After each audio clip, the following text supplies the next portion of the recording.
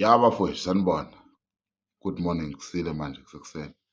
Yazi mina ngithini? Ngithi mina asifukeni siyophanda futhi. Lokho okuncane sikuthola abafowethu kulungile. Siqoke lokho okukhona okungekho sikufise. Phinde sisamukele futhi isimo. Yebo le nto leyo. Sokwazi ukudlulela phambili. Abakuhlekayo bayeke benjalo. Bayayazi into abayenzayo. Kodwa ke inhlupheko iyabolekwana. Lokho siyakwazi ngeke sikukhohle. You understand? Uma uzazi ukuthi uneyinkinga eziningi bekezela bese uguqa ngedolo uthandaze. Uzokuza uNkulunkulu. Laba abakuchomelayo ngelinye ilanga bazoguqa kuwe bezocela umsebenzi. Ngikhuluma nge-experience.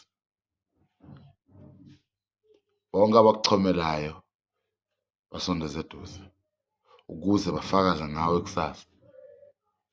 Ayibona nto.